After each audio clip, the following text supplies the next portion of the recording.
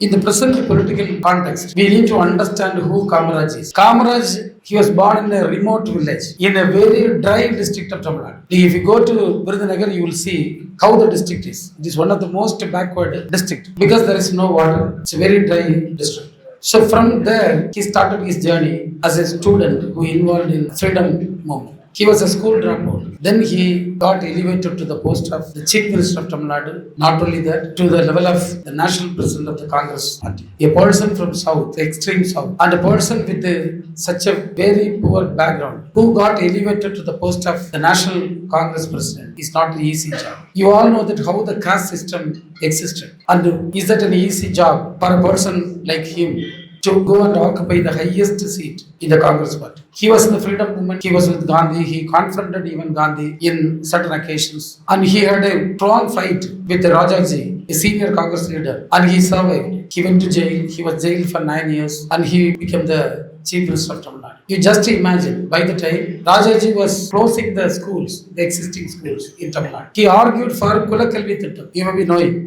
The son has to do the profession of the father. If he is a person who cuts the hair, the son is also supposed to do that. If he is a cobbler, he has to do the work. If he is plowing the land, he has to plow the land. If he is doing the work of climbing a Pilmara tree, he has to do that. So he strongly advocated the Kulakalvi Thittam. And Kamaraj tooth and nail opposed it. So today, we are all here. It is because of the bold decision taken by Kamaraj. And Kamaraj said, no, I will open up schools everywhere. And because of that, he took a decision to open school in every village. So all the villages in Tamil Nadu have a primary school. And within a radius of 3 kilometers, every place will have a middle school. And within a radius of 5 kilometers, every district will have a high school. That is a wonderful decision taken by him. And he gave them midday meals. He gave a lot of facilities for teachers and things like that. He even allowed private institutions to come and give education to the people. These are all things. And you know, one of the very bold decisions he took. After all these confrontations between him and Rajaji was going on. And Rajaji was advocating for a caste-ridden education system. Rajaji told Kamaraj at least to adopt the policy that children can study 50% time and 50% they have to get involved in the work of their parents. Kamaraj said no. He made it compulsory education till the age of 40. So because of that, lakhs of children went to the schools. Another bold decision he took.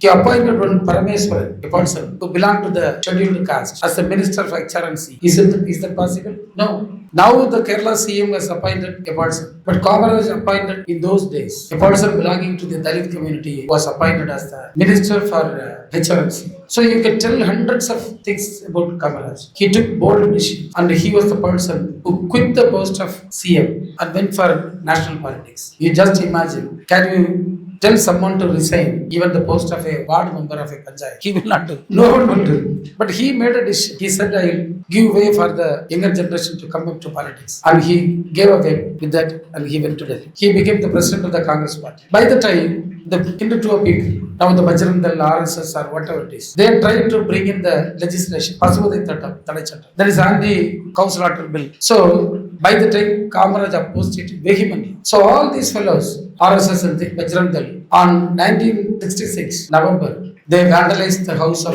Kamaraj where he was staying. They set fire to his house in Delhi and the house was in fire. Kamaraj was rescued through the back door of the house. So you just imagine. So he opposed Rajaji, he opposed the Bajrang Dal, he opposed the RSS, and he was very firm in his decision. That is Kamaraj, a true Kamaraj follower and a person who was inspired by the ideals of Kamaraj. That's me. And he is the role model for us. And because of him, we came to politics. This year, we decided that on November 7th, we will have some program. So what we did, I, with a team of people, came in black shirts to this Kamaraj memorial on November 7th morning. We garlanded the Kamaraj statue and we raised slogans saying that we should stand by the ideals of Kamaraj. We should oppose what he opposed. He opposed communal forces. He opposed people who were into divisive politics. He opposed people who are into hate politics. On that day, it was a matter that was debated throughout the state. So BJP people, they were jumping like anything. And the state president, so many people, they made lot of